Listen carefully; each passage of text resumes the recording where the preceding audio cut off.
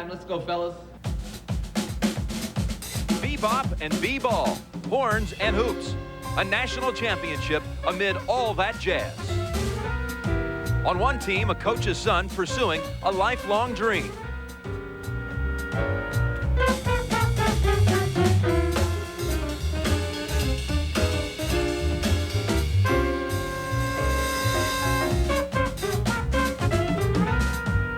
On the other team, a dominating center who's carried his team to new heights.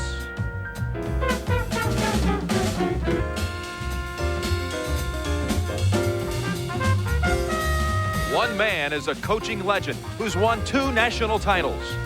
The other is hoping to win his first.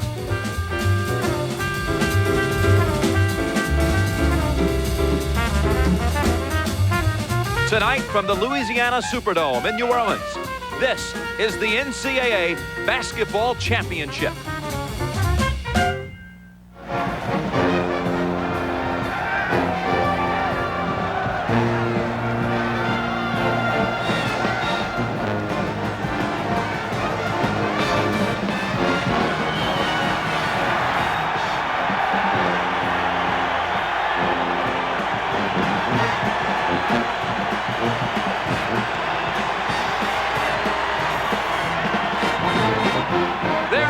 Festive party atmosphere tonight in New Orleans as March Madness reaches its climax.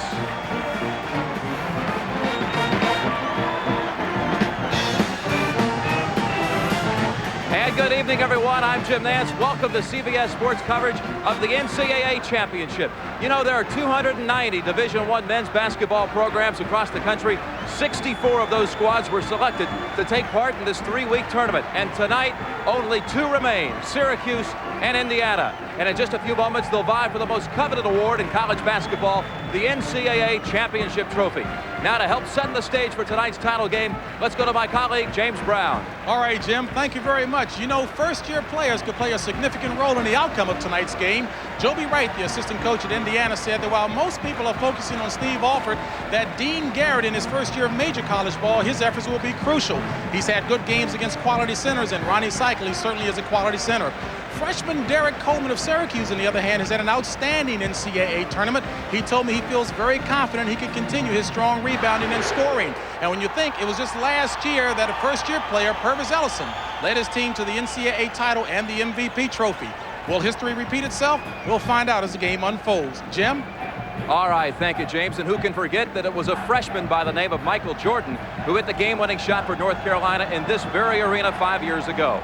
Right now, it's time to introduce the 2 gentlemen who will be calling the action from midcourt, Brent Musburger and Billy Packer.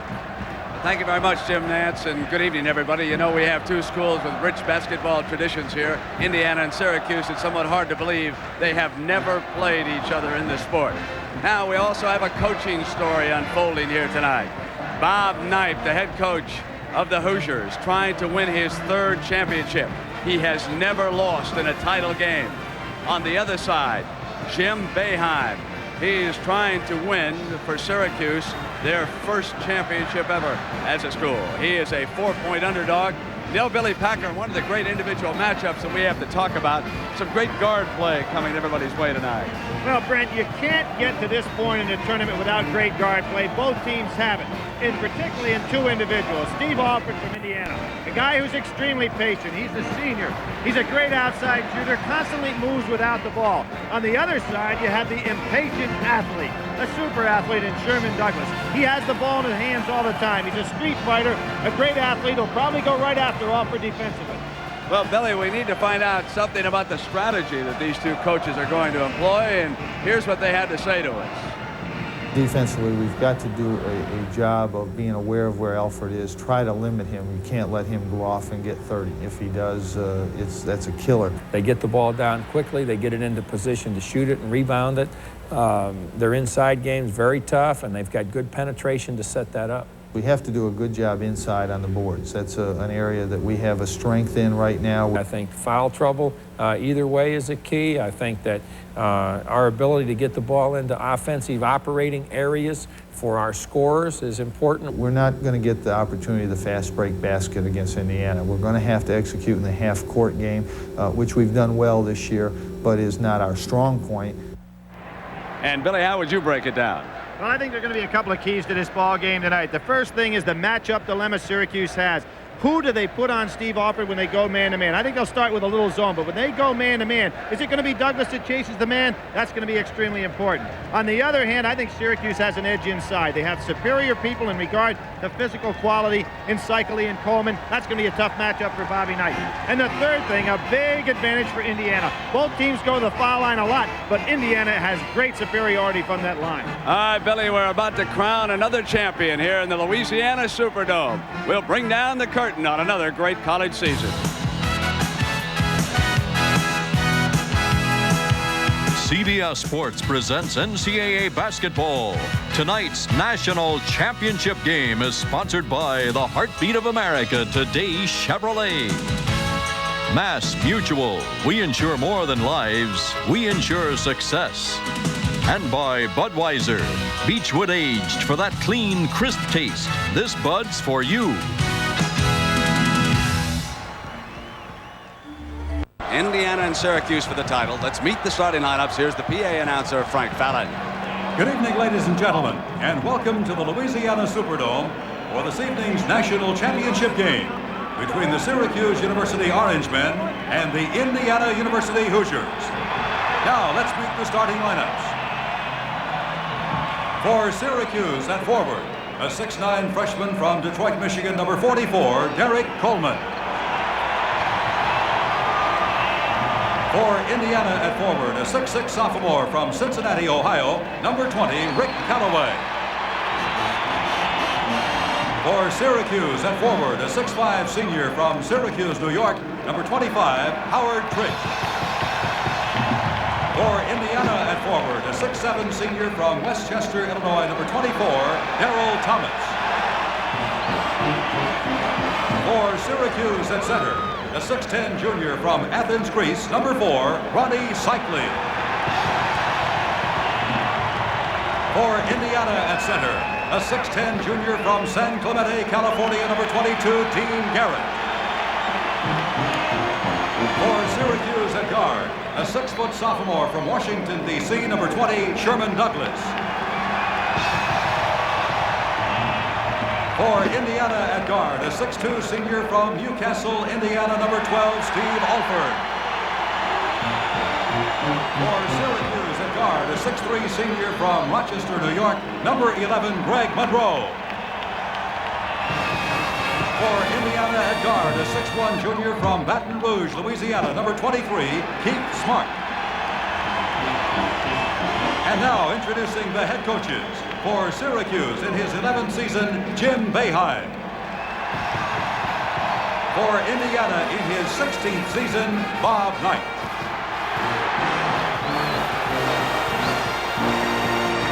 So it's coming up, Indiana and Syracuse for the national championship.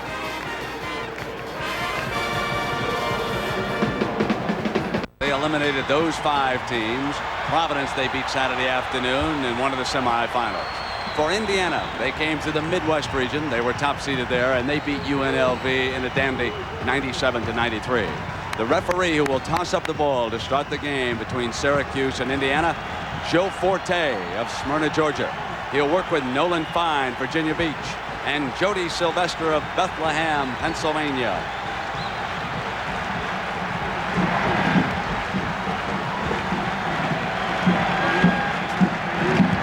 Underway.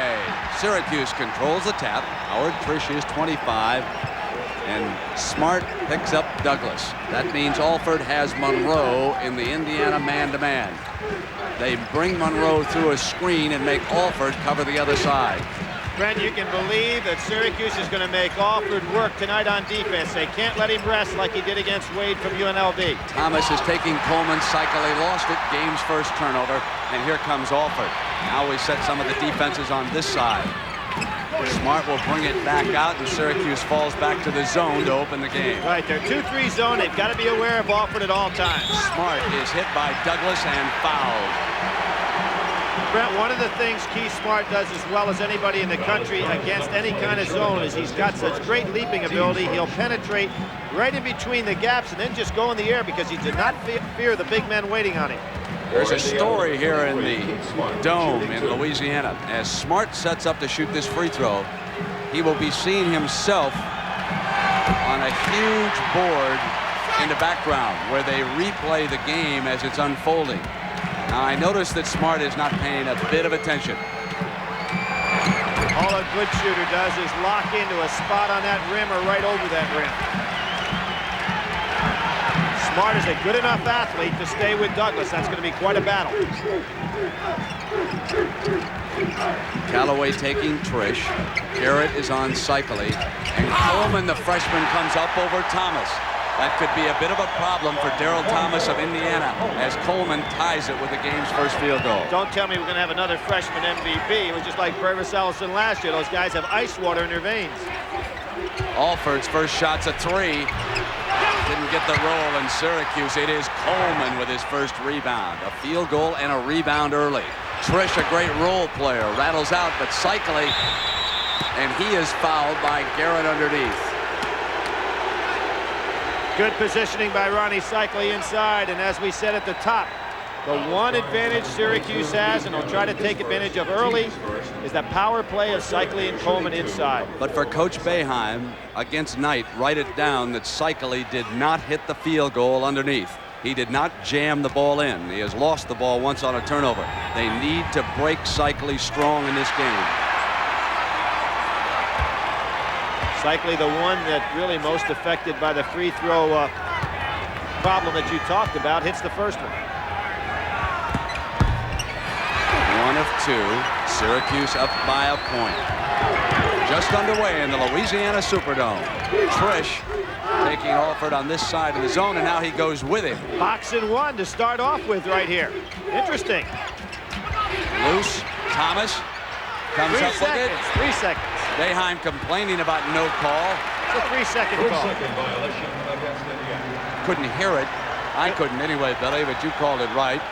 Good job by the official. And what happened? Thomas just couldn't pick up the handle, and he was in there too long. Grant, I'm pretty sure that we saw Syracuse do something that really surprised me early. They went Trish, going man-to-man. The other fellow's in a box. A box and 1 on Alford early.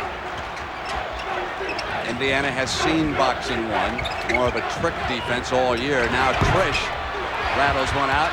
Garrett runs it down for the Hoosiers. Subtle defensive move by Bobby Knight. He's going to give Trish the outside shot. Knight always takes away something from your offense. Inside to Thomas.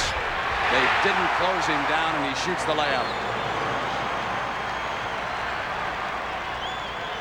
Now Douglas brings it out. Smart takes him.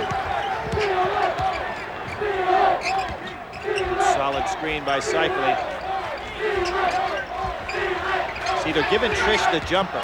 Nice drive. Off the drive. And Callaway rebounding for Indiana. Notice Indiana pushing it up floor against Syracuse. Callaway missing. Jammed up over the top by Garrett. I think strong. That shocks Syracuse that Indiana's pushing the ball up the floor. Monroe's 3 not there. Seikaly and Callaway go up.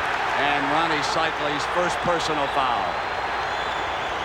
Fred, this really surprises me because Indiana just moved the ball up quickly, looking to take the shot. Now look at Garrett's great inside position. Nothing you can do about that. Seikaly almost picked up the foul.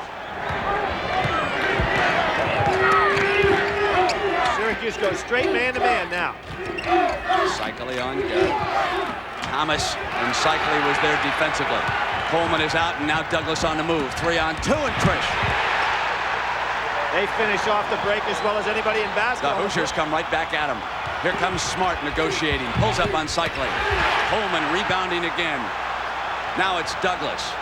In a foot race early. Lob. Wanted the alley-oop. Callaway, great athletic play. Ball is out of bounds. Now check Callaway's leg. Those of you who have followed the Hoosiers know that he injured that knee early on.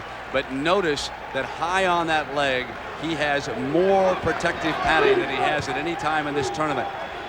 Showed a lot of courage getting up off the floor in the LSU game. He's really backing off Trish's jump shot. Seikaly on the turnaround, and Garrett stuffed him. Alford gets it away as Seikaly couldn't grab the handle. Inside to Thomas on the turnaround, goaltending on Seikaly. If I were Syracuse, I'd be a little shocked at the pace of this game because you had to assume Indiana was going to walk it a little more than this. Good strategy by Bobby Knight early on. Knight did not slow it that much against UNLV. They have played some high-scoring games in this tournament. 8-5 they lead. Seikaly. He One does and not done. start quickly, Billy. Right, one and done, and every time there's Thomas wide open, bad pass. Now back they come. Here's Monroe inside to Callaway. A chance for a three-pointer. Chance for a three-point play by Greg Monroe, the #2 guard of the Orangemen, as Callaway came back with him and committed the personal. Steve Alford just said to Thomas, my fault on that other play. He had Thomas wide open. There's Monroe finishing off that break. That's a 4-point, maybe a 5-point turnaround because Indiana had an easy basket on the other end. Rony Seikaly sits down for the first time, and Jim Boeheim will give him some instructions. The assistant coach with a mustache. Off to Seikaly's left is Bernie Fine. That's his guru, if you will. So Derrick Brower checks in early in this game for some moments, and so too does Stephen Thompson. As Trish sits down, we expected to see Thompson play some against Alford. The Hoosiers come down. They're up by a point. We've got 15:45 first half. Alford off the fake, penetrates. It won't stay down for him, so he's cold at the start.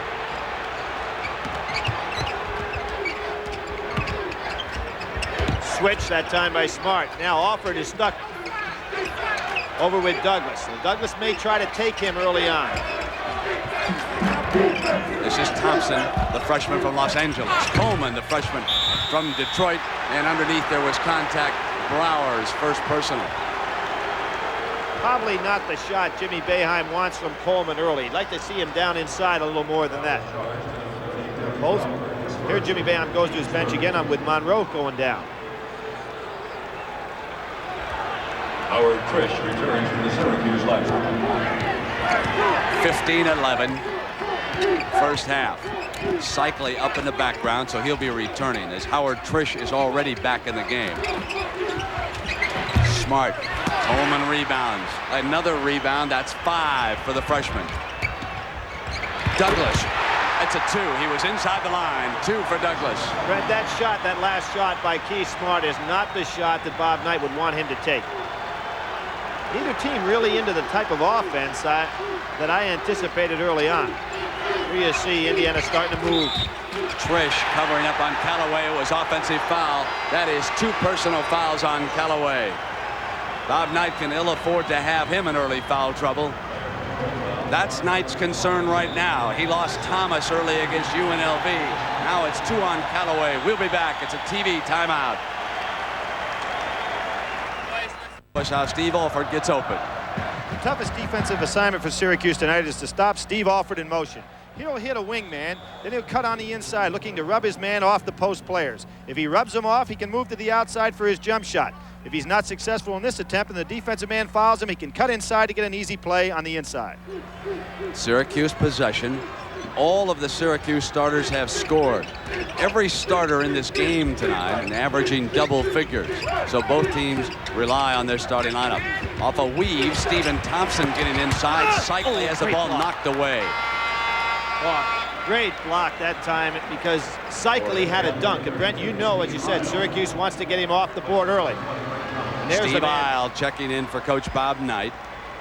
Played a great game on Saturday against UNLV. As a matter of fact, he may have been the key man in that ball game. Multi-talented, plays multiple positions.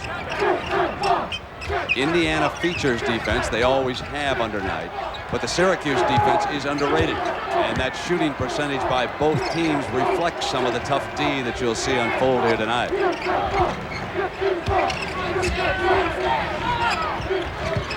Good ball fake. Brower off the dribble. You talk about guys coming off the bench in championship events. Brower and Thompson have been doing it for Syracuse. Isle has been doing it for Indiana, and that's what you need to be a national champ.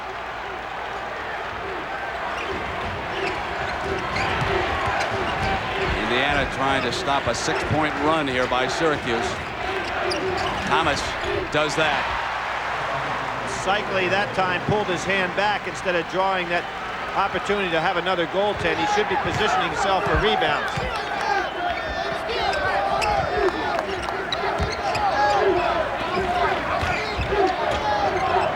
Double teaming on Seikaly inside, giving Brower the... Turn it over, and the Hoosiers, who are unbeaten in those white jerseys, they're 22-0. Bring it down. A chance to go ahead. Thomas off the dribble, drew the foul to charging his first. There's Brower again, another heads-up play. He doesn't have a lot of quickness, but he's at the right place at the right time. Monroe and Coleman return for Boeheim. Douglas sits down for the first time, and Brower is out. Jimmy Boeheim really going to that bench, Brent. He's realizing this game is going to be a struggle for a long time. He knows that the Indiana bench is not deep. He wants to keep people fresh.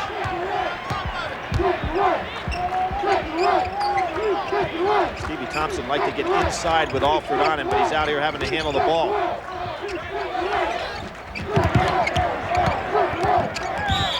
Monroe commits the offensive foul. That's his first. We've had 3 offensive fouls called already by this officiating crew. Great movement with the feet on the part of that time Keith Smart. Monroe finds himself in a very bad position. He does not like to handle the ball. He's the guy that likes to work off Douglas. Now watch the feet by Smart. Not checking it all with the hands, does a little fake right there, but gets away with it.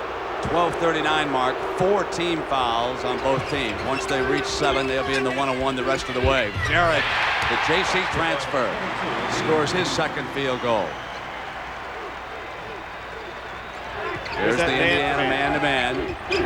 Monroe's 3. And Coleman underneath drew the foul. It's on Garrett, his second. Smart play by Coleman. He saw that Garrett had good position to block it, so he double clutched up as he went up, drew the foul.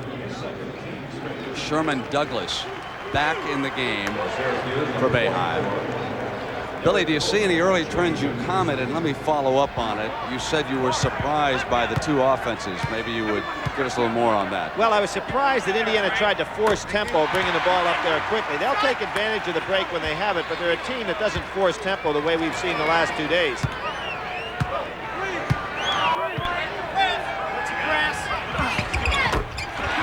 Here comes the press. Indiana tough to press. Pretty smart club. Alford almost drew the foul, and now he comes up. There's contact, and Seikaly's got the loose ball in the turnover, but Isle gets it back. And Douglas dives for it. It's back in Indiana's possession. Alford's alone, so the scramble defense doesn't work. Seikaly couldn't get the handle on the ball, and Alford makes him pay with the 3. Well, one of the reasons that they're tough to press is Alford normally won't have the ball handling role. I think Indiana got caught by surprise there. He'll go down and be in a position to be the receiver. Douglas answers with a 3. Smart upset with himself. He thought he could be out there on him.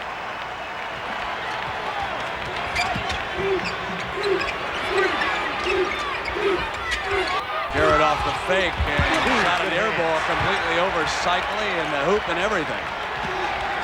Coleman is so cool. Trish, who has not shot well, misses again, and Smart rebounds. He can get a big advantage here. Alford's 3. He knocks down 2 quick ones. Brent, there's the difference on the break. You notice that Steve Alford normally would fill the lane and go to the hoop. Now with the 3-point shot, he held up in 3-point range. Great play by Smart to see him and hit backwards. Folks, we got a dandy brewing here. Great play by Thomas defensively to switch. Monroe stepped out of bounds, did he? Or was he fouled? Stepped out. You bet. That's their 5th turnover. Jimmy Boeheim may be seeing that Stevie Thompson's athletic ability matches up best with Alford. He's getting him in here early in this first half. Thompson, a great jumper. Plays taller than he is. Alford was open momentarily, you could see, as he's bringing Thompson. And now Coleman steps into the passing lane. Great anticipation by the freshman. He and Isle collide. The foul is on number 32, Steve Isle. There's a case where Coleman may be just a little bit too talented for his own good. If he'd have hit that ball back to the middle, he could have been a recipient of a 3-on-1 break, but he's got that ability to handle the ball in the open court, so he kept it a little bit too long, picked up a foul, which was of no advantage to Syracuse. This is unusual for Indiana to have more team fouls than the other team. Seikaly got it right into his hands and hit the layup. Pushed Garrett to the floor and got away with it. It is strange to see Indiana in early foul trouble. Thomas strong, and Seikaly was there with a block, and here is Douglas. He'll look for the alley-oop, but wasn't there. Trish off the dribble, forces one. And it goes to Indiana. Watch this block. Good job inside. See, Coleman gave Thomas all he could handle, but when you turn on this ball club, they have a double dip there. Coleman blocks for Seikaly. Seikaly blocks for Coleman. And Seikaly committed his second personal on that play. The ball was not simply out of bounds. They called the foul on Seikaly. Now there are 5 team fouls on Syracuse. That's 2 fouls on Rony Seikaly. Alford gets it back and missed again. And Coleman is fouled from behind. That's the first on Alford. What we see Stevie Thompson doing a little bit to Steve Alford, and he's very quick, and we know what a super leaper he is, and he's making Alford change his shot a little bit. They're over the limit. So Syracuse coming up to shoot 1-on-1 against Knight. Now he has enjoyed a tremendous free throw advantage throughout this tournament. Indiana has hit 144 free throws and the opponent's only 80. Statistically, it's a big difference coming into this game. Trent on the year 185 more than their opponents. Must shoot the free throws in a championship game. It becomes so critical late.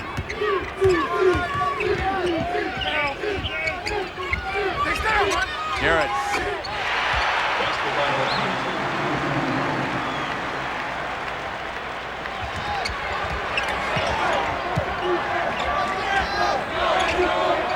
Seikaly out high. Thomas bodying Coleman. In trouble. Douglas shoots a 2. Good job by Thompson not to go ahead and panic. He's double teamed on the inside. Key Smart left his man. Knight gives a few words of leadership advice to Smart on what he wants done.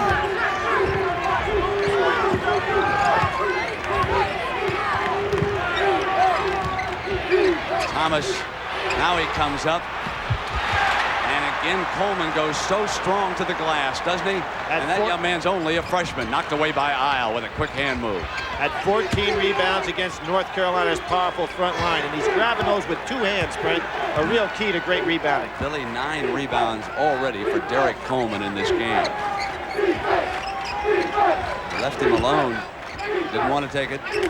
Seikaly's got position on Garrett. They're not giving him the ball. Douglas penetrates and gets it to Seikaly. That was not a shot. That was a pass lob. Sherman, Douglas, and Seikaly have that down to a science. They work it so well off eye contact. If the fans will just watch Thompson and Alford, they'll see one of the great battles without the ball that you'll see in college basketball. The lead has changed hands 9 times already. Garrett couldn't get it. Thomas with an offensive rebound and a chance to put it in. He misses. Now the Orangemen come out. Have Trish. He wanted it. Trish and the other side gets it. That was not intended for Rony Seikaly. That pass was for Trish. It was blocked, and Seikaly had the presence of mind to pick it off.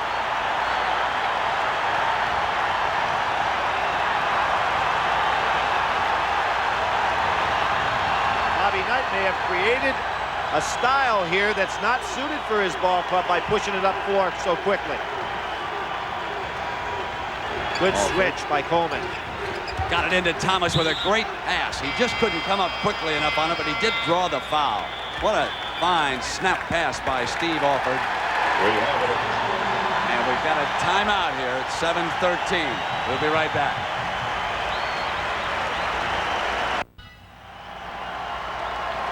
Billy, it was a great play by Steve Isle. Well, it was a great play by Steve Isle, and it was not the classic fast break, although it was a 3-on-1 situation. Now watch Isle go up. The pass was intended for Trish on the side. Isle blocks it, but look at Seikaly. He picks up the flight of the ball in a hurry and goes in for the dunk. Give an assist to Isle. Not officially, but give him assist on the play. Indiana's ball out of bounds. They trail it by 4 points here in the first half. Now make it 2 as Thomas comes around. Greg Monroe checked back in during that TV timeout. So there's 7 minutes to go here in the first half.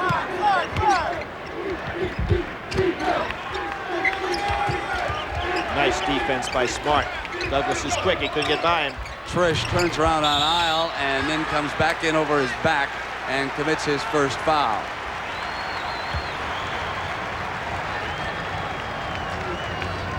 Howard Trish is shooting only 1 of 7 in this game, so he's been unable to contribute much to the offense here, or they would have built up a much larger lead in the early moments of this game. I think that subtly is the guy that Bob Knight is saying, let's let him shoot and see if he can score against us. Now it's Trish on Alford. Playing the 2-3 zone again. Syracuse really changing defenses around.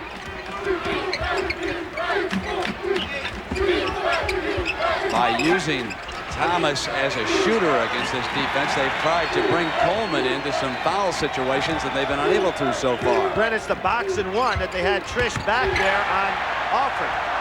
Indiana didn't recognize right away. Look at Seikaly! Seikaly misses the layup at the other end. Great hustle by Rony Seikaly. That'll take a lot out of a big man. But disappointment that he misses an easy shot. There you have the box and one again. Trish is chasing off. Thomas again wants to come in low, and he hits it. That's 10 points, and Thomas ties this game. That's the 5th time we have been tied in the first half. Seikaly really tired after that first down court.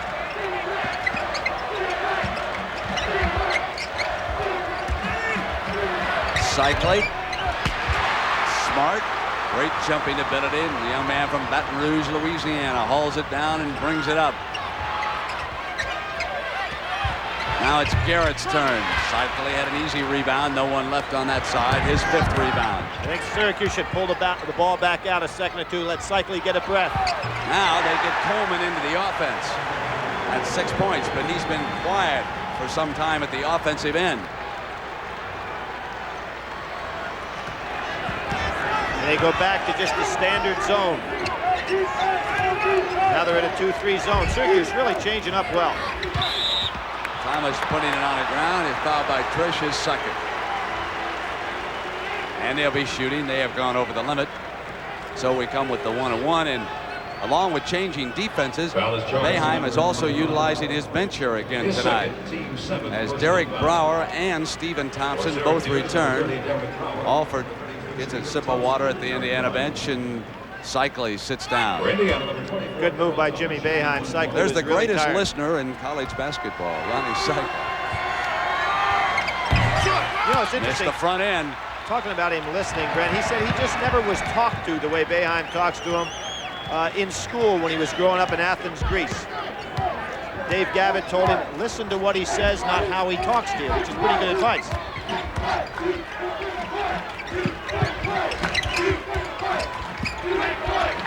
Monroe's 3. Alford got caught turning his head. And Syracuse builds a 5-point lead here at the 4:20.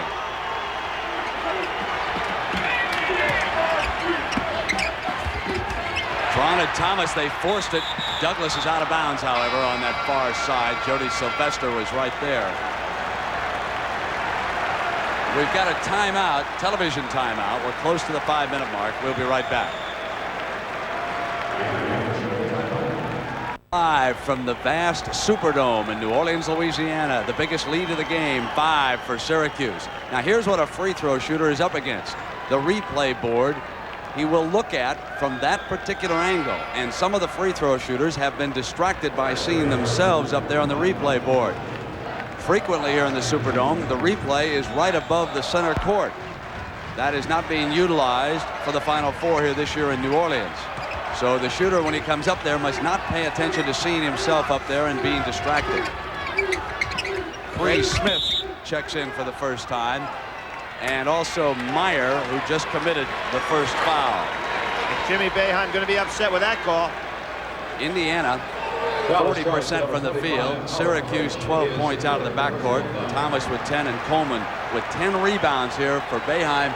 And that is the third foul that we cut away from by Howard Trish. That is the major development statistically in this game right now.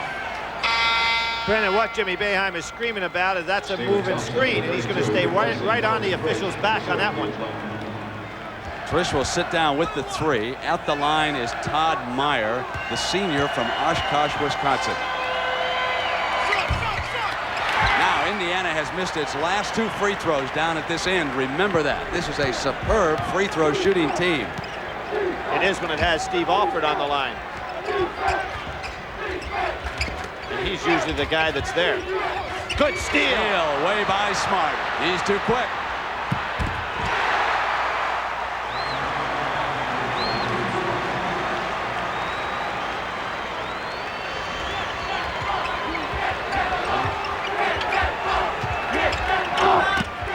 Get it into Coleman on the turnaround. And drawing the foul, Derrick Brower coming up. He'll step to the free throw line for Syracuse. The man that made that play was Stevie Thompson. Kept the ball alive on the offensive glass. Let me set this Indiana lineup on the floor. It is somewhat unusual one right now. Cree Smith. And that foul that time was on him, his first. He's out there with Meyer. It's Smart, Alford, and Thomas.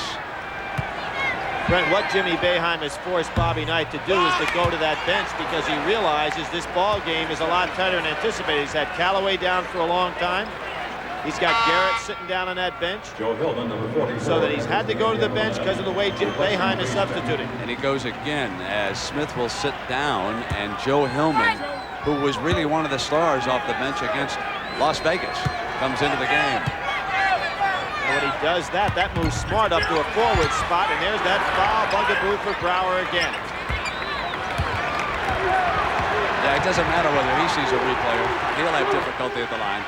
At both ends, if you're wondering, there's a replay, but it's a little more severe at the left end. The angle is more straight on when I was standing out there. Back to the 2-3 zone goes Syracuse. They ship, and Thomas is fouled. That's 2 on Brower. Seikaly returns for Boeheim. Thomas was suspended before the season got underway this year for not attending class. He got the message in a hurry from Bob Knight. As Bob says, the best discipline is for a man to sit on the pine. Even worse is not even get an opportunity to play. Thomas really coming to the front tonight, going after that ball offensively. The game plan put in yesterday by Coach Knight was to have Thomas go to work offensively, Billy.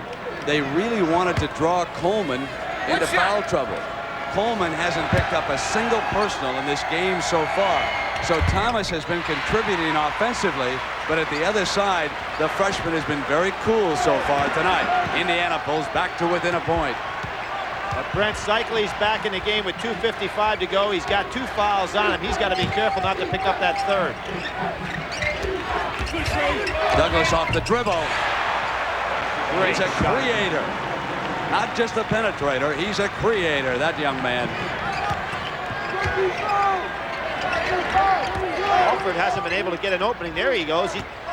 They weren't even shading on him. He looked like he could get his 3-point shot off. They close that seam quickly, don't they, Billy? Now Alford out on top. Smart's 3 is an air ball. Coleman rebounds again. That's his 13th rebound in this game. Monroe's 3. And Stephen Thompson at the other end comes up. And now it is Seikaly and Syracuse dominating the glass. That's the story. You don't see Indiana take many bad shots. And when I say a bad shot, although Smart's was a pretty good shot from there, they can get a better one. He'd like to see Alford put something up. There you go. The 3 from him is good. His third 3. He has 9 points, all 3s here in the first half. And Bobby Knight really getting on Smart because what he wants him to know is the ball should be in Alford's hands out there. Alford's going to have trouble with Stevie Thompson inside if Syracuse can get him the ball.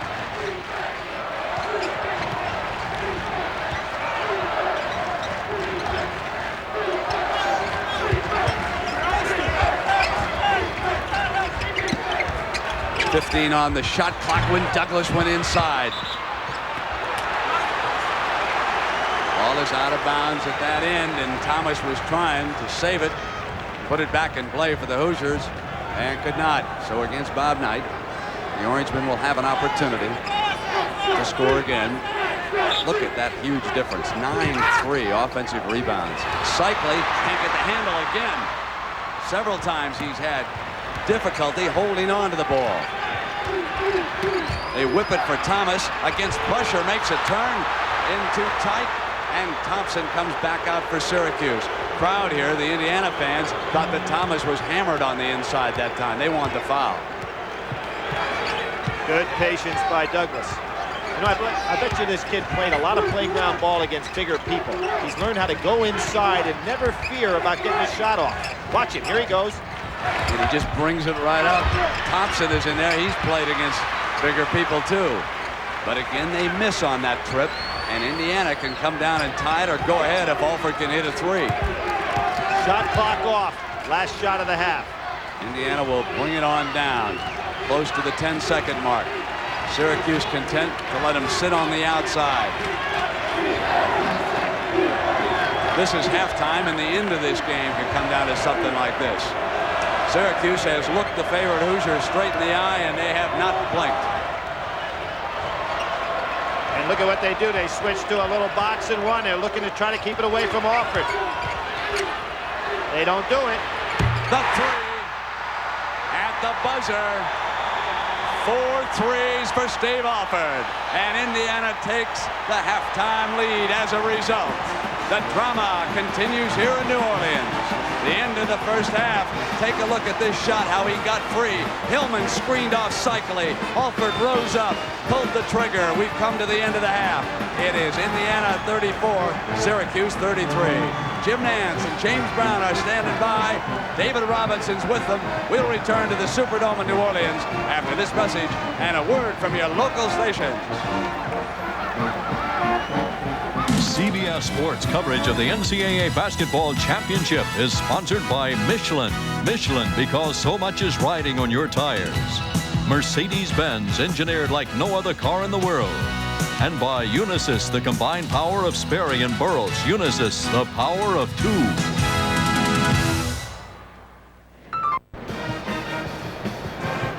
What a first half at the Superdome in the national championship game. Steve Alford with 4 3-pointers, including one at the buzzer, and Indiana 1 point up on Syracuse at halftime. Jim Nance back on our set here at the Superdome, and I'm delighted to be joined by college basketball's Player of the Year, David Robinson of Navy. David, congratulations on an outstanding career. Well, thanks. It's been a magic carpet ride for me. You know, aside from all the hoopla, I think that I'm going to remember the biggest things, my teammates' relationships. The other seniors on my team have been with me for 4 years. I like to say hello to Carl Lieber and Doug Wojcik. They've been great to me, and I'm going to remember them more than all the awards or anything else we've done this year. David, your future. You graduate at Annapolis on May the 20th. Now, to let the folks know, the Naval Academy has trimmed your 5-year commitment down to 2 years because of your 7-foot frame, which leaves you with 2 options. The NBA next year on a part-time basis or more, or possibly wait a year and play for the United States in the Olympics. What are you thinking right now? Well, right now, it's been tough for me because we've been playing so much in the season, and now after the season, I've been doing a lot of traveling, and it's been a real busy time for me. So I haven't had a lot of time to stop and look into things. So I guess I'll be making a decision real soon, but right now I have no idea what I'm going to do. What would it take for you to stay and compete in the Olympics in '88? Well, I had a great experience at the World Championships. I had a lot of fun with my teammates, a lot of fun traveling, and that alone it makes it attractive to go to play in the Olympics. So, you know, both things have a lot of things that attract me to them. David, with the commitment being trimmed from 5 years to 2 years, it was greeted with some controversy in some corners. Do you feel any mixed emotions at all since you were an exception in that rule? Well, I don't feel like they're making a big exception for me. You know, it's been kind of a two-way thing. I've done a lot for them, and they've done obviously a lot for me. So I feel good that they understand my position and they help me out some. You mentioned Rony Seikaly. You two were teammates on that World Championship team in Madrid last summer. In fact, your Navy team knocked Syracuse out of the tournament last year, so you've seen a lot of Rony Seikaly. How much has this guy improved? Oh, I saw him play this summer a little bit, and even from last year to this summer, he improved a lot. And I saw, you know, at the beginning of the season, I thought he was just going to dominate the Big East and everything. And I was a little surprised that he started off slow, but in the tournament, he's been doing a great job. Who do you like in the second half, David? Oh, I have to go with the big man, Rony, and Syracuse. I think they're playing real well and real confidently right now. David, thank you for joining us, and thank you for many special memories. Good luck in the future. Thank you very much. And we'll continue with a look at the state of college sports when we continue live at the Superdome, the national championship game, in just a moment. Indiana leading it in the national championship game, 34-33. Right now, let's go to my colleague, James Brown, who's outside the Indiana locker room. James? All right, Jim, Indiana has to feel somewhat comfortable going into the locker room with a 1-point halftime lead because they're being out-rebounded 25-18 overall. The big story on the offensive boards, Syracuse leading that 9-3. Syracuse has missed a lot of easy shots, and that old nemesis free throw shooting has been hurting. Indiana can take control in the second half if they can solve the rebounding riddle. Back to you, Jim. All right, James, you know, this is a big night for college sports, a celebration of a tournament that has become one of the major events in our sporting calendar. But beneath all the hoopla and the trappings is evidence of growing pains, crises that are documented in the daily newspapers and on the evening news, recruiting scandals, drug abuse, illegal payments, and so forth. Now, to give us a better idea of where things stand, CBS Sports has sought out some of the major personalities in and around the collegiate community to get their views on the current state of campus life and college sports. Everybody sees the dollar sign. Clink, clink, the cash register rings. And I read an article one time by a writer from New Haven, Register, Connecticut, by the name of George Wadley. And I think if I could steal from him, he best describes, I think, the present condition. He says, what's the problem with major college athletics today? He says, it's patently obvious. It's greed. Who's to blame? The administrators, the NCAA, the coaches, and yes, even we in the media. We live off of it. I think that probably the miracle is not that we have an SMU every now and then, but the miracle is that we don't have an SMU a day, given the tremendous pressures on the coaches and the amount of money and so forth that are involved in this process now.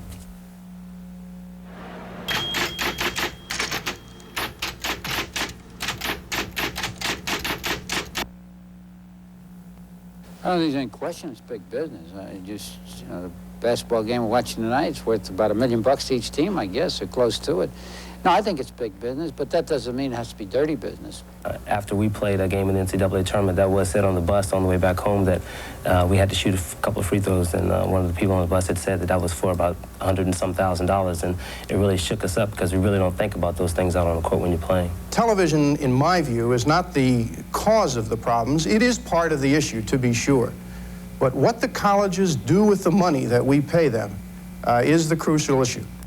People take a look at the big television contracts and they think that universities are making millions and millions of dollars through their athletic programs, so this is why we have all the abuses that college presidents are willing to turn their heads and athletic directors and coaches for that revenue. The fact is there's a few schools that are doing very well financially while most of us are just struggling to make ends meet.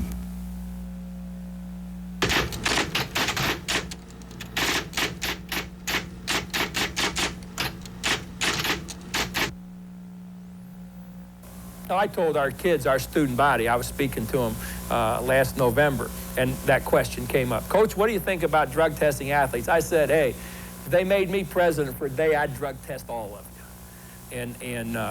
And they all laughed and got a big kick out of that. And I said, and the reason I would is to find out if some of you have a problem. And if you got a problem, then let's do something about it. And that's why I'm all for drug testing. Universities are supposed to teach our children respect for other people's rights, and here's an organization of schools running roughshod over those rights. And when the NCAA is trying to make a point as far as athletes should be the same as students, and I believe if you're going to test athletes, then therefore you have to test all the students and everyone else involved in life general. But to point out an athlete, I think that's stereotyping an athlete and making him look like that he's a drug user when you have to mandatory testing.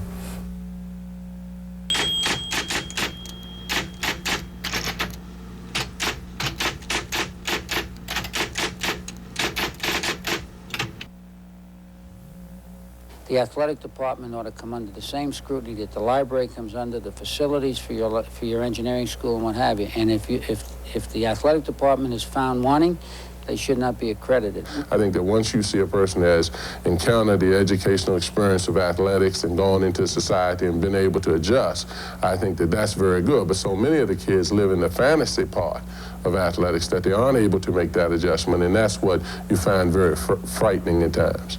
That athlete should take from that institution educational skills sufficient to allow him to live as a normal and productive and contributing citizen in this high-tech society. If he does not take that, then he has been ripped off. I want him to go away and say, well, I learned more in basketball than in any class I took at Indiana. Basketball was by far the most educational experience that I had when I was at Indiana. And if that kid says, well, chemistry 401 was my, I want to find out what the hell that guy is teaching in chemistry 401, because I ought to be teaching it in basketball. CBS Sports coverage of the NCAA Basketball Championship will continue with second half action after this message and a word from your local station. Yes. With the New York Times won't guarantee it'll be a better. And trucks, the more you look, the more you like Mazda value. And by United Airlines, you're not just flying, you're flying the friendly skies. Ready to go in the second half with Sam Alford, the high school coach of his son Steve, looking on, and Rick Callaway checking back into the lineup for Indiana. Now, he has averaged almost 16 points a game for Knight in this tournament, but he sat out, played only 6 minutes, and picked up 2 early fouls. Alford's 4 3-pointers build a 1-point lead. Indiana up by 1. We start the second half. Indiana, the higher seed. They're wearing the home whites. They're unbeaten in that jersey this year. They're 22-0, and Syracuse are the traveling orange. Start out man-to-man with Monroe on Alford. First taking Callaway. They get it into Garrett Lowe, and going up with him is that freshman Coleman, and what a game he's having. There's that arm span discrepancy again. He's listed at 6'10", but plays 7 feet. With those Sam Perkins arms. You mentioned it was Purvis Ellison a year ago. Will it be Derrick Coleman? Callaway not there, and underneath it was still another rebound for Coleman, number 14. He's got a chance to go for a record. We had Wade break the record with assists with 18 for UNLV Saturday. Monroe penetrates. Seikaly comes up, and he is fouled. He'll be shooting, and down is Callaway. And every time he goes down, you have to pay careful attention because of the difficulty as he experienced with that knee. We have got to say something about the courage that this young man has displayed all season long, Billy. I would agree. He was operated on, missed 5 games. That's a great dish by Monroe, particularly to avoid the charge against Garrett. And there's Callaway going down, and you know, the kid went down in the LSU game coming off that tight screen. He laid there in a lot of pain, and then he went out and ran around underneath the gym until he could get that leg going again and back out there. He only played, what, 6 minutes in that first half. That really hurts the Indiana club. Rony Seikaly shooting 2. Seikaly not distracted by the replay board that time.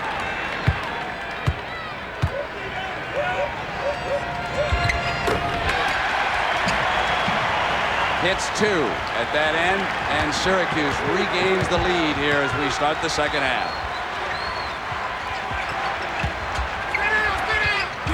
Thomas comes up under pressure, and there's another rebound for Syracuse. 1 and out for the Hoosiers. Lead pass, and he overlet him out of bounds. Trish. Jimmy Boeheim cheering on that move by Douglas.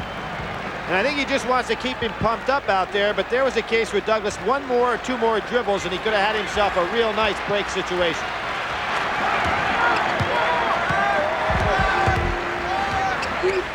Jimmy Boeheim doing a nice job changing up defensive men on Alford. It's hard to chase him all night long by yourself. Now it is Monroe there with him. Alford 0 of 3 shooting the 2. Smart on the penetration, couldn't get the roll. Got away from Thomas. Out of the pack comes Monroe. Pull up, and he hits a 2-point shot. That's 7 points for Greg Monroe. Seen Syracuse a lot this year. That's the first time I've seen Monroe take the ball on the break and pull up for the jumper. He normally gives it up. Thomas turns, gets inside Seikaly, who does not take the foul. Lets him shoot the layup. 14 for Thomas. Great inside pivot moves by Thomas. He's really been well drilled with the pump fakes inside.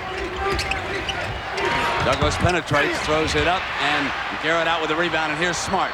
Monroe's back. Smart very quick, pulls up. And the Hoosiers at the 17:40 mark go back up. It's hard to visualize this team without the 2 JC transfers, isn't it, Brent? They just give them the athletic ability that Bobby Knight's team lacks so much of. Seikaly's got position. Starting to get annoyed. There he is. On the turnaround, couldn't get the roll. Garrett takes away the miss, and here's Alford. Bangs another 3 in. That's 5 threes for Steve Alford. Shows you what great concentration he had. He looked off the defender with the fake of the pass and still was able to pull up and hit the jumper. Fans really starting to get in the game a little bit. Syracuse has to be patient. Seikaly fouled by Garrett. A chance for a 3-point play. That is foul number 3. Rony Seikaly's showing us something there, Brent, because Garrett has done a good job on him defensively, but he's open. He's playing right on his back. Now you see Garrett pushing him off with his hands down low. Seikaly goes right up, has a lot of power there because Garrett had a hand on the ball. So the young man who lived in Lebanon until he was 11 years old at the free throw line. I said, Ronnie, why did the family move? He said, because of all of the military problems. He said, youngsters were carrying guns. My family did not want any part of that, and so we left. Not a bad walk-on. He wasn't even recruited by Jimmy Boeheim. There's a tradition of his family attending school at Syracuse. Derrick Bauer has replaced Coleman. Ball out of bounds on the turnover. That's 6. That made Knight hot. He's going to take Smart out of the ballgame. Now Bobby getting a little impatient there with Keith Smart. And really, Brouwer is the guy that caused that problem. And Joe Hillman back in the game. Smart sits down. He sat quite a bit against Las Vegas, you'll recall, on Saturday afternoon. It was hard, though, for him to visualize that Brouwer was going to hold up the cutter. Smart may be trying to do too much. Douglas on the turnaround. Offensive rebound. Seikaly. That's what happens when Douglas penetrates. Everybody is kind of frozen inside defensively. Therefore, they're not in good rebounding position. Seikaly took advantage. Dangerous pass. Hillman gets it back in Alford's hands outside. Good internal defensive pressure by Syracuse. Made it tough on him. 5 seconds. On the turnover, it goes the other way. This is a great defensive performance by Boeheim here tonight.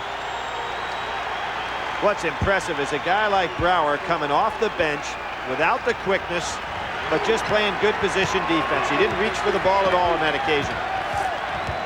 Hillman can't stay with Douglas. Douglas off the pull-up is short. Brouwer couldn't get a handle. Thomas wrestled it away, and here's Alford. Douglas is so quick. He tries to steal every pass.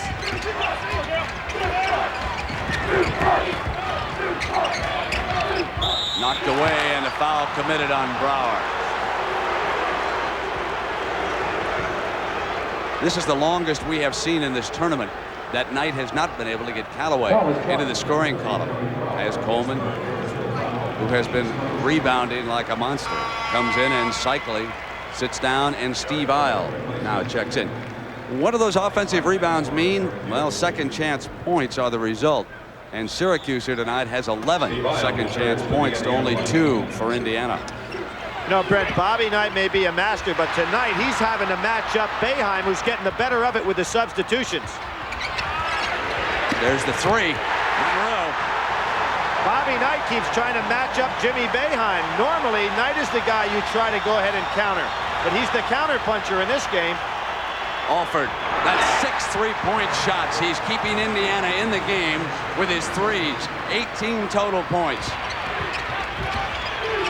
Nothing there for Monroe. Good step out. The Big Ten against the Big East. The best of the 2 conferences, the way it should be.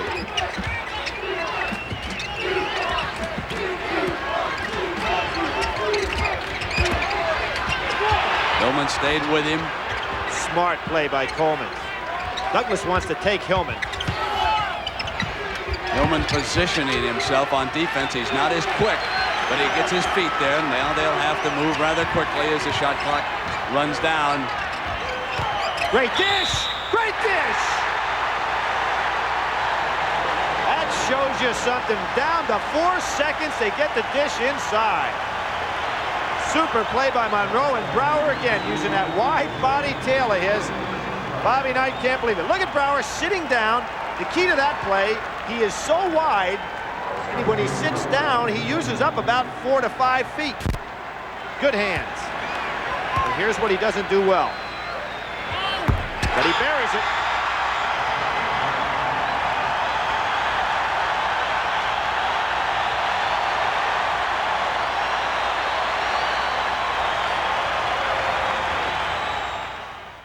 The game. Well, you know, not everyone enjoys watching a basketball game. There's also some agony here in the stands. There's Elaine Boeheim, the lovely wife of Jim Boeheim, and sometimes we've seen her put her head down and not even watch the action.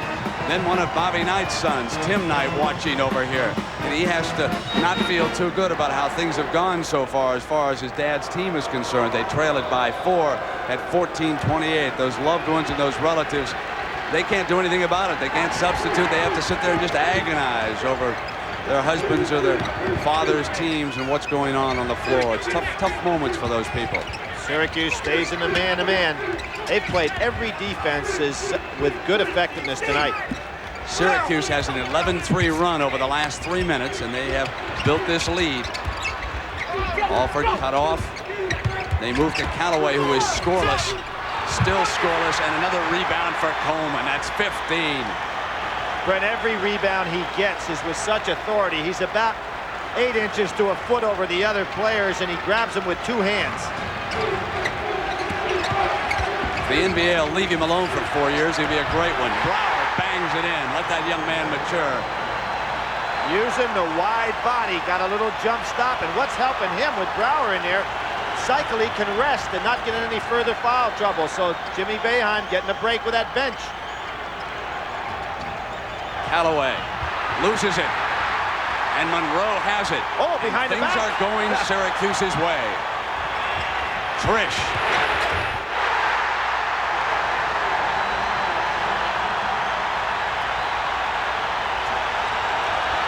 It is a crisis moment for Knight and the Hoosiers here at 13 minutes. They need to do something positive. Well, they got the ball in the right man's hands here. They have not been able to do much inside lately. Thomas can't get it to fall. Coleman out with the pass, and here's Monroe. The Orangemen starting to feel it. They score here. They've got to get a timeout, does Indiana. Run down by Thomas. That's a good foul. Indiana had a breakaway. So they slow the breakaway with the personal foul. And Brent, you've got to get a... Billy, near the end of this game, you and I will select the Chevrolet players of the game, and Chevrolet will donate a $1,000 scholarship to the General Scholarship Fund of both schools. Brent, I think a little bit more athletic ability than the way of Keith Smart, and here he comes into the ball game. I thought Bobby Knight wouldn't keep him there much longer. They've got to get some scoring out of somebody but Alford and Thomas. And they have Dean Garrett in. And Garrett has it wind up in his hands and contributes immediately. His first field goal of the second half. 8 points for the game. 52-46, Syracuse over Indiana. Here comes Seikaly back in. Jimmy Boeheim's mind really working. Good steal. Douglas loses it and fouls Hillman, his 3rd personal foul. Now, just as you point out, Billy, Seikaly returns for Syracuse, and there you saw 23, Keith Smart back on the floor. Brower sits down, and Hillman goes over to the Indiana bench. Both subs did a good job for their ball clubs. Quality minutes. Syracuse up by the 6. Indiana would like to get Callaway on track, and Smart with Coleman committing his first personal foul of the game. That's what Smart gives Indiana. When you're down like this, you bring in your athlete, and he just takes the ball to the hoop. Billy, I want to follow up as Hillman quickly comes back for Knight. He's going to rest Callaway. Stephen Thompson back in for Syracuse. I left the statement hang a moment ago about Coleman when I said if the NBA leaves him alone. I really should have said the agents. The flesh peddlers who go to these campuses and tell some of these freshmen and sophomores that they should come and make the easy bucks. Gentlemen, take a look around at the young men who have gone out early after last year and have not done that much in the NBA. What you see in this game is not what you get sometimes at the professional level. All right, Smart hits that free throw now. We're at the 12-minute mark here. It's 52-47. Syracuse leading Indiana. It's been a dandy all the way. Monroe would be smart to give that ball up against Smart. Smart too quick for him. Seikaly moves on Garrett, and Garrett was right there with a great defensive play. Don't you love the way the officials are letting him play, too? Alford's three. 21 total points. 7 3-pointers Steve Alford has hit here tonight. And he is 4 away from becoming the greatest scorer in Big Ten history.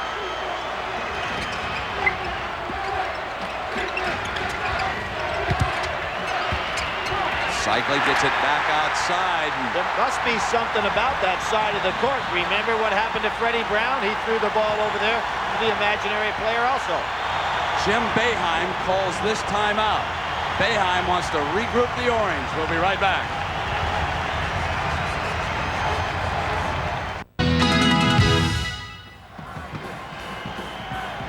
We're live from the Superdome, New Orleans, Louisiana, along with Billy Packer. I'm Brent Musburger. Syracuse leading Indiana 52-50 here with 11:16 to go in regulation. Hillman and Smart bringing the ball up. Alford, the third guard in this set for Knight. Thomas and Garrett are up front. And Syracuse again changes defenses. They go back to the 2-3 zone. Boeheim changing on almost every timeout situation. Alford looking for a hole. Thompson and Douglas, the 2 men in the backcourt defensively for Syracuse. The starting front line in there for Boeheim. And they hit Thomas with a great pass from Smart. There's the athlete. Smart can just go inside that zone, go up in the air, and then find a free man. You can't teach that.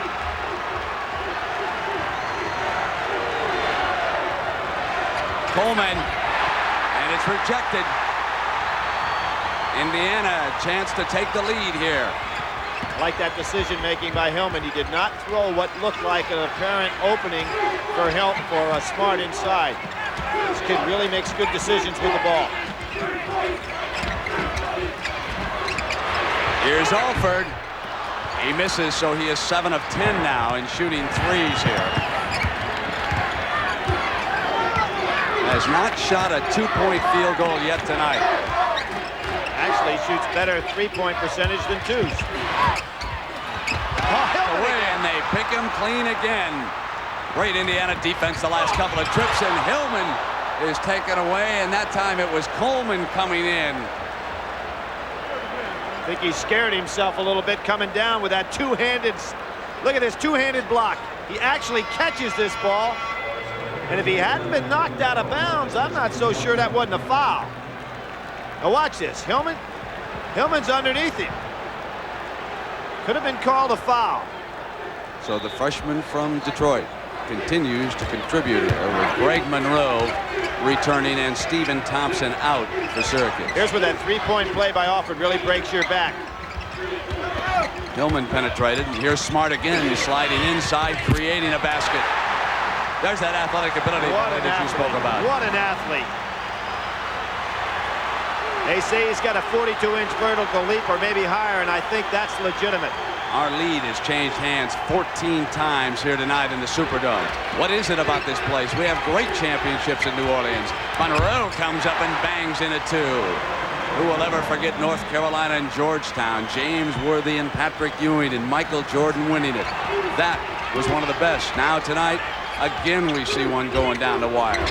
Inside, it's Thomas. Seikaly was there, and they wanted goaltending at that end. They don't get it. Indiana's always been great on defensive transition, being able to get back and stop your break. They did it again. Hillman and Douglas collide down there at the baseline. Douglas has had some difficulty shooting here tonight. He has missed his last 5 attempts. He is 4 of 10 overall for the game. You can tell every time Douglas sees Hillman on him, he thinks he's too quick for him and tries to take him one-on-one, but Hillman plays good position defense. Had that very valuable short stint again against LSU. Played very well against Vegas. That's 10 overall. Out of Spingarn High School. You all probably know, or at least many of you do, Dave Bing played there. But you know, he told me that Elgin Baylor played at that high school and held all the scoring records. I didn't realize that when I talked to him the other day. That's right, Elgin, the first really big-time player to come out of D.C. and go elsewhere. And since that time, they've been loaded with high school prospects in that town.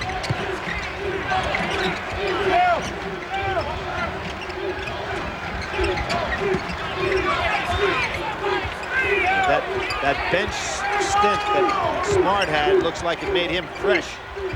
Again penetrating, Seikaly rebounding the miss.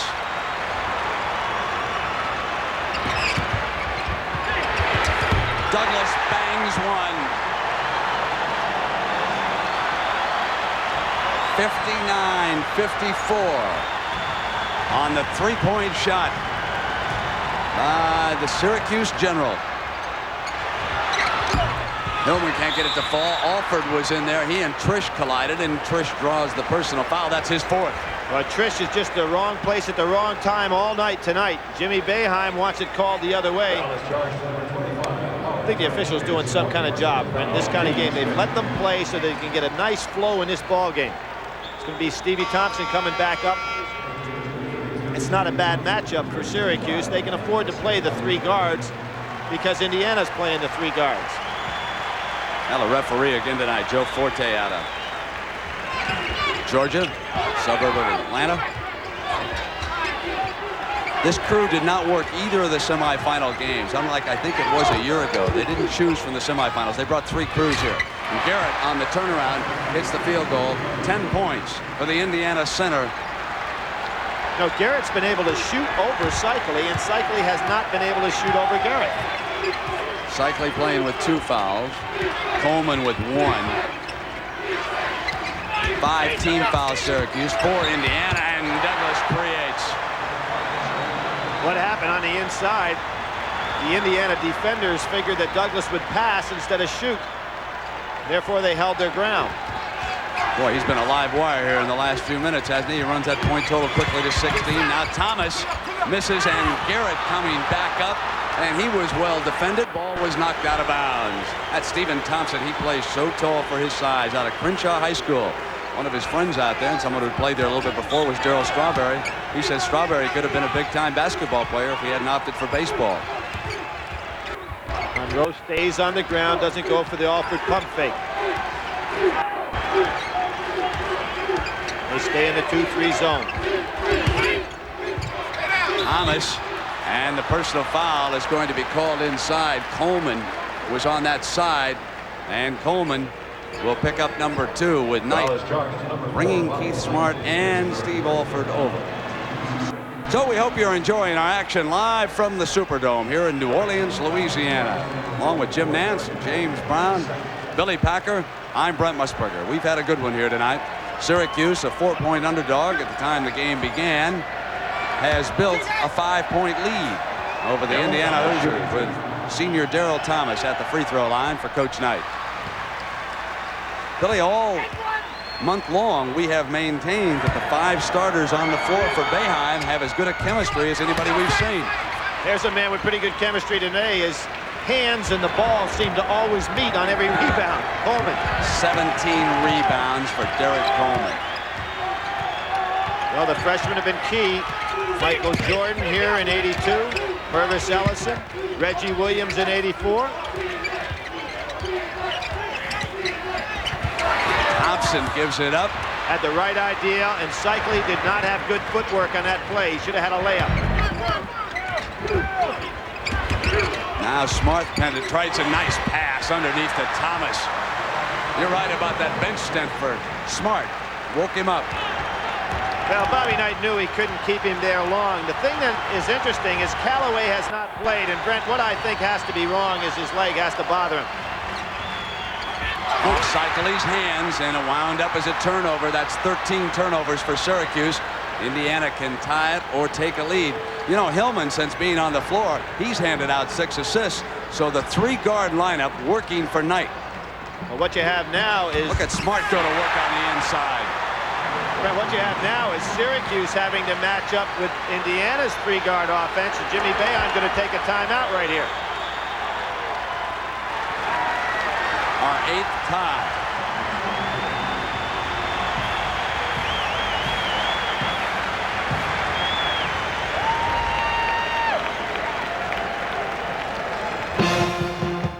Sports coverage of the NCAA Basketball Championship is sponsored by the 1987 German-engineered Volkswagens and your Volkswagen dealers. So we get set to start at 5:31. Another huge crowd on hand. You know, there's a gentleman watching this game tonight, Walter Byers. He's been the executive director of the NCAA since 1951 as the whistle is blown. And when you think about what he has meant to this particular event through the years, it's really a tribute to Walter. This is his last one as the executive director, and we've got another huge crowd on hand, and it has grown tremendously under his leadership at the NCAA. 64,959. Walter, all of us wish you very much the best in your retirement. Monroe misses the 3, and another rebound for Coleman. Comes up and puts it in. What a game that freshman's having. He's the plastic man. He's reaching those arms out. Another great rebound. Basketball number 44, Derrick. And now Syracuse goes back to their man-to-man. Boeheim really doing a masterful job. Great pass inside to Smart. Rolling the backdoor play. He caught open, and that's 13 for Smart. Tied again, 63 all. Now we're down to crunch time. Every trip critical for these two teams. I think Coleman's the guy that would like to have the ball, but they're not finding him. Douglas got the roll. Nice soft touch on that particular shot. And he's doing that right over Smart. So these two athletes, Douglas and Smart, putting on quite a show with their ability to go inside. Trish taking Hillman. Smart cuts again on the inside. And that time, Seikaly was there, and the Orange come away. Monroe for the 3. He was off balance. Missed it, and Thomas caught it. And here's Alford breaking free in a foot race with Monroe. You don't see a senior do that very often, Brent, but what happened to Monroe, he knew what he wanted to do, but he was not in the proper balance to get off that 3-point shot. That is the first 2-pointer for Steve Alford tonight after 7 threes. Deadlocked at 65. We have 16 fouls on Syracuse and only 5 on Indiana. Yep, Hillman on a slap. They had one to give. Was he in the act of shooting as he came up? It's going to be a 2-shotter. So summary of this game as Trish, the co-captain, comes to the line. Look how well Syracuse has shot, but they have turned it over. Alford with the 7 threes and 1-2, and Coleman yanks down 18 rebounds. A magnificent college basketball game. You know, last year when this man moved Addison to guard, it kind of took off the chemistry that Syracuse had last year. Now he's back to his normal position, and I think the chemistry on this ball club is so much better. Syracuse hitting 60% from the field, or from the free throw line. 9 of 15. There is their 10th. So they're 10 of 16. Indiana 6 of 10.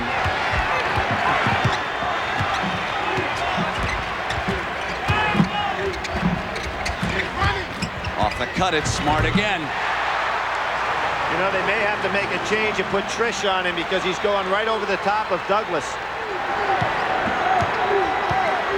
The matchup is tough.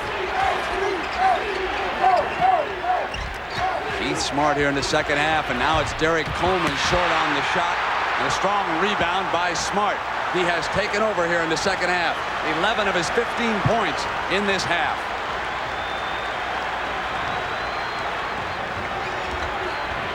Alford tied up, wanted Smart. Got it taken away by the Orange defense, and Douglas comes away with it. Would you believe the move? Syracuse leads. What he did, Brent, he faked the behind-the-back pass, and that just froze the defender. Keith Smart wants that ball. He's open. Coleman out there all the way on Alford. And a foul called. Now watch this. He'll freeze the defender. He looks at the defender, fakes like he's going behind the back, and you see Hillman? It almost crossed his feet up. Great play. They get the ball. There was no personal. The man open is Thomas, and this time we get it. Seikaly takes him down, his third. Rony Seikaly has played a long time without picking up that foul. Billy, take me back to Knight's 2 other championships. You were there in Philadelphia when he won his last one, and before that the unbeaten team. Was he pressed like this with about 2.5 minutes to go? No, not at all. He won those games going away. They were tight for about a half, and then Bobby Knight's teams just turned it on, and they won really easily. And that game in Philadelphia, they took North Carolina apart.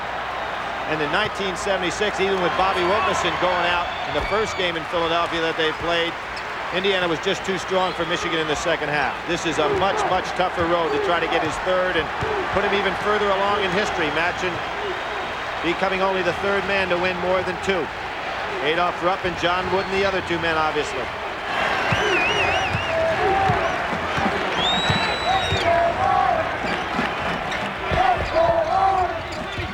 Seikaly open, Garrett's pushing. Brent, what happened to Garrett? He got on Seikaly's back. Now he's been doing a good job all night, but that time he was down much too low. You'll see this right here. Seikaly's got him way down low. Now Garrett's been pushing him from behind all night, but a great job by Seikaly to put it up inside. And 4 fouls on Garrett with Seikaly at the line. He can complete the 3-point play. Good shot!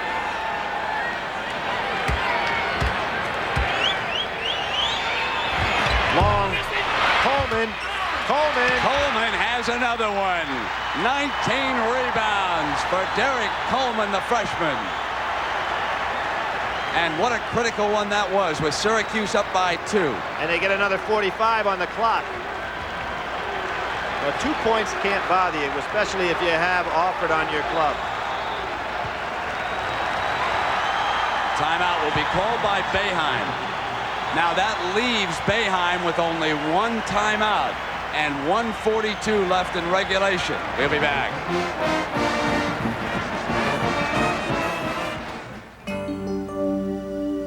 Take me. 1:42 left here in regulation. Syracuse leading Indiana.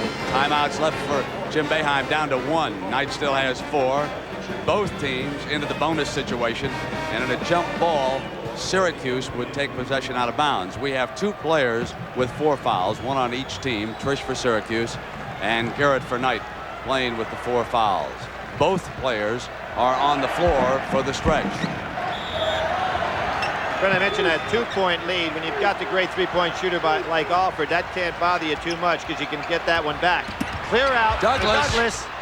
And Indiana was there defensively. Derrick comes away. Surprised they attacked so quickly. They had 26 left on the 45, and they went right now, and Smart comes back at the other end with a driving layup. 17 points, 13 here in this half. Tied at 70.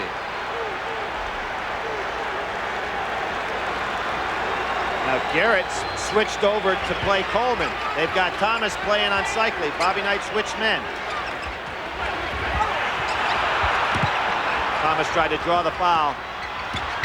Trish gets it to fall, and inside of a minute, Syracuse leads. That ball almost was under the rim and just worked its way over the top. Remember the end of the half? It was an Alford 3 that gave Indiana a 1-point lead. Now he's got Trish on him, the taller man. Jimmy Boeheim making a lot of great moves. Smart off the penetration, couldn't get that one to fall, and Trish coming away with the rebound, and he will be shooting. You can't fault Smart, though. That was a good shot, Brent. He put it up on the baseline. What was one of the keys at the start of this ball game? Foul shooting by Syracuse. We'll see if they can hit them. They have been way above average here in the second half. They have, against Knight, hit 7 of 9 from the free throw line. Now Knight wants one of his 4 timeouts. This is what you call icing the shooter.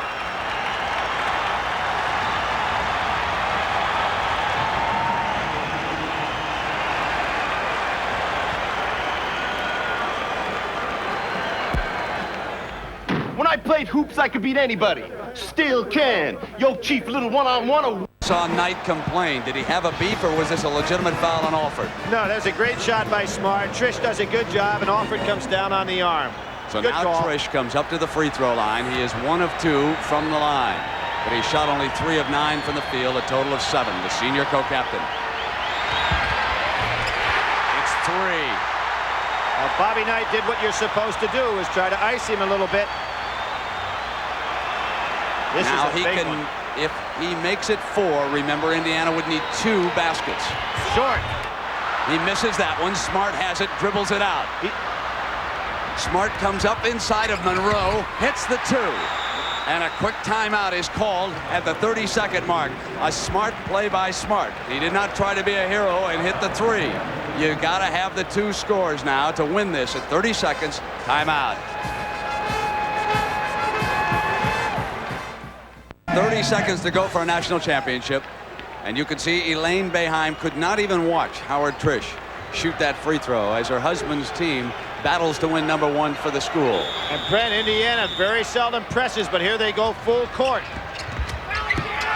He wanted to foul on Thomas against Seikaly, but he got the ball right away to the freshman, and they will put him on the free throw line. Good strategy by Bobby Knight. Fouls immediately. This has not been one of the strong points for Syracuse. Bobby Knight would rather have the ball in his hands. No clock, no shot clock on anymore. For Indiana, number 22, Garrett. Only 2 seconds tick away with Garrett replacing Isle. Gives him a little bit of rebounding down here at the free throw line. Coleman, 8 points for the game, 2 of 3 from the line, 19 rebounds, and Knight will attempt to ice the freshman. That'll leave both coaches with 1 timeout in 28 seconds. We'll be right back. Eric, Syracuse 73, Indiana 72, with Syracuse coming up to the free throw line. And now 2 men become enormous stories. Derrick Coleman, the freshman from Detroit, will be shooting 1 and 1, even if he hits both of them. Even if Coleman makes both of these, Indiana has a chance to tie. And that means that Steve Alford, who has hit 7 of 10 from 3-point range, will be the man they'll try to free. He has scored only 2 points in the last 11 minutes.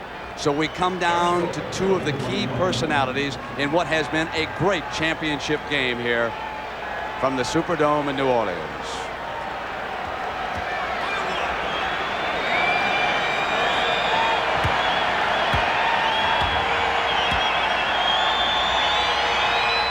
He's short. Indiana can win it. And they decide to put Douglas on Alford. And they go man-to-man.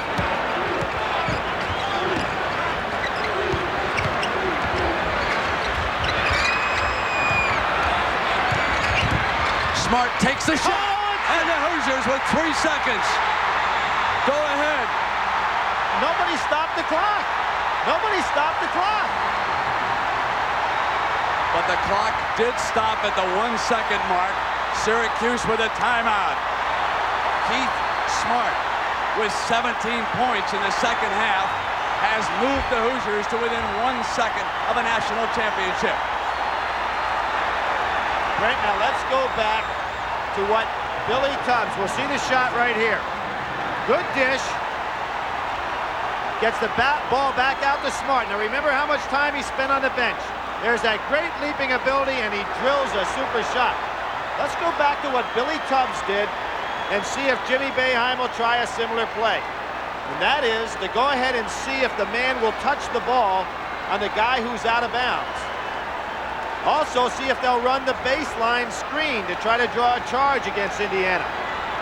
And if you're Syracuse, other than that, you've got to go all the way, and there's Bobby Knight moving on into history.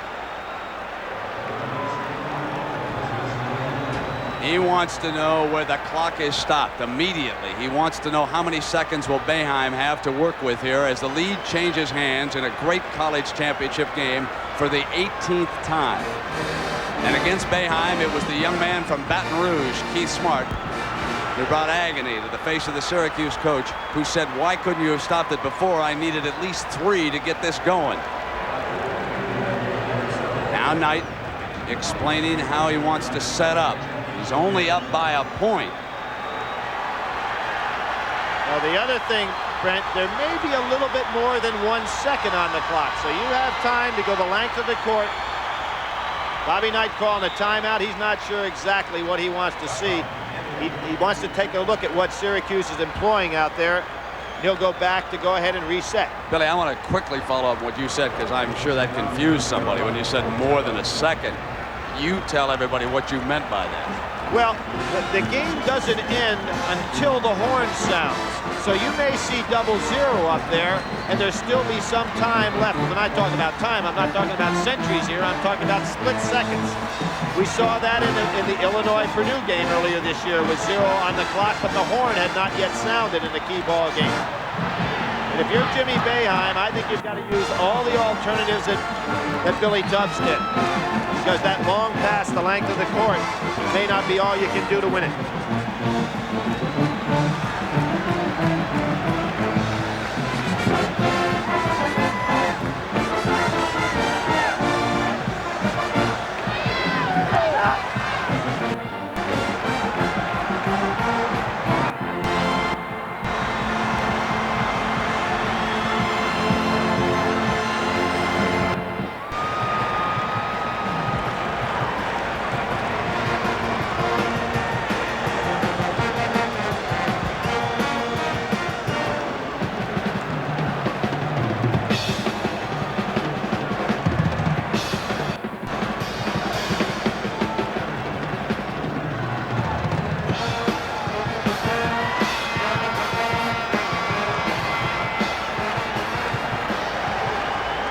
So 1 second away. And remember that Indiana as a school is 4-0 in NCAA championship games. Knight unbeaten in 2 of them. Surprisingly, Bobby Knight does not put Garrett on the passer. I thought he'd put Garrett on Coleman to prevent the long pass. But he puts nobody on Coleman. Here it goes. Indiana wins the championship. Keith Smart is the hero.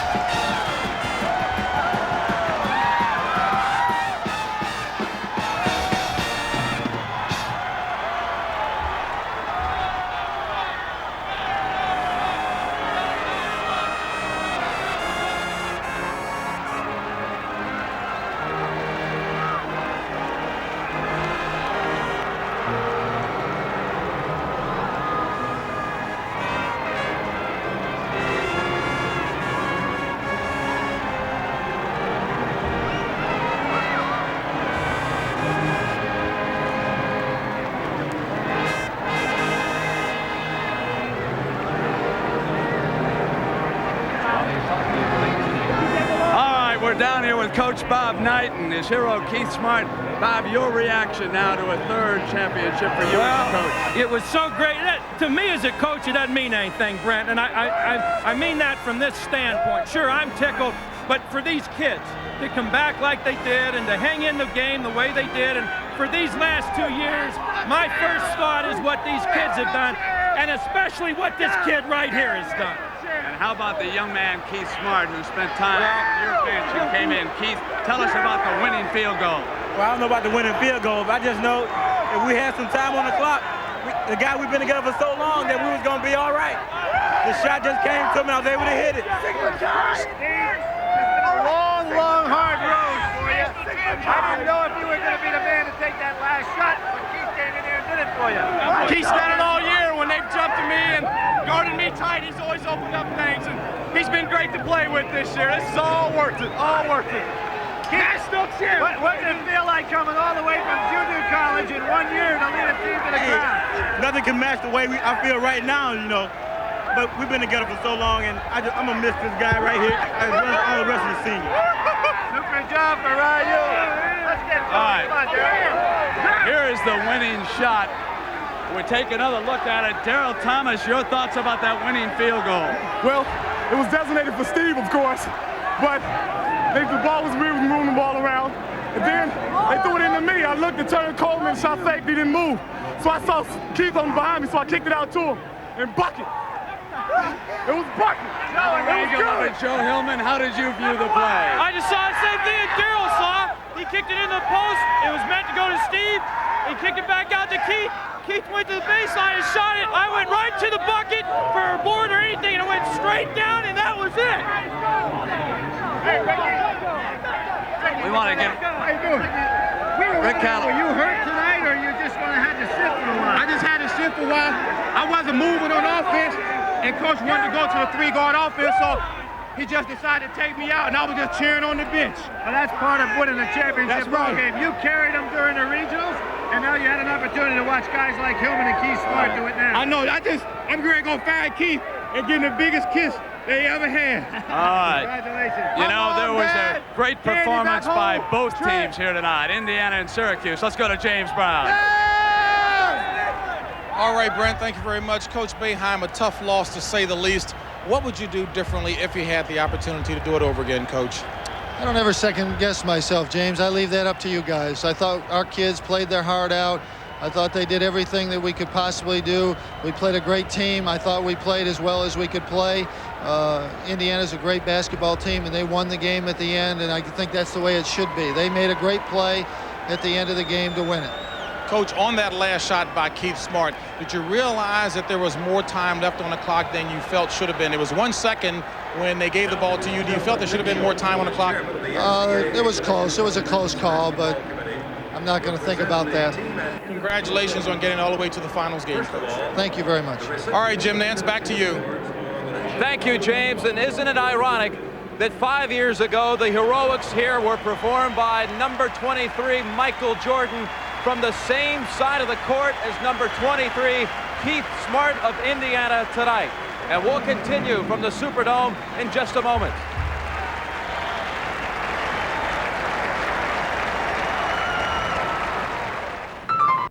It was, without question, another tournament classic as Steve Alford helps tear down the net here at the Superdome. The Chevy MVPs of this championship game, the freshman Derrick Coleman with 19 rebounds for Syracuse, and Keith Smart with 21 points, including the game-winning basket for the Hoosiers. And so the year of the Hoosiers continues. From Brent Musburger, Billy Packer, James Brown, and all of the following supporting cast here at CBS Sports, I'm Jim Nance saying so long from the Superdome in New Orleans.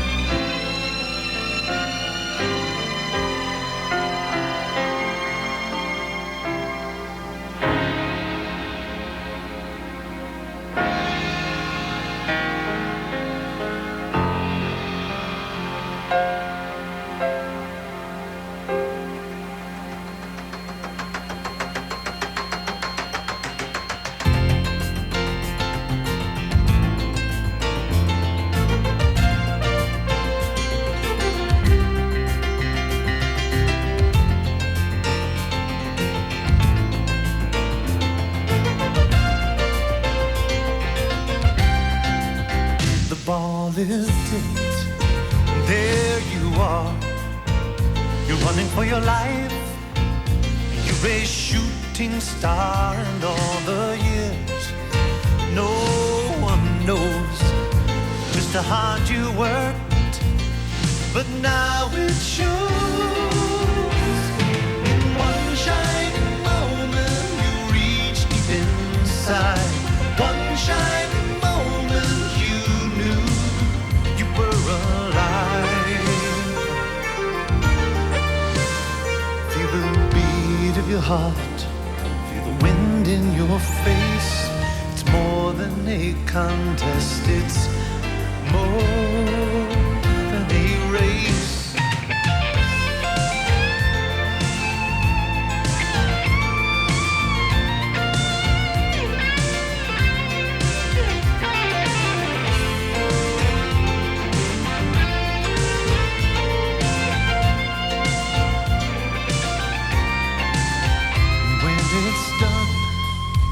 Win or lose, you always did your best, 'cause inside you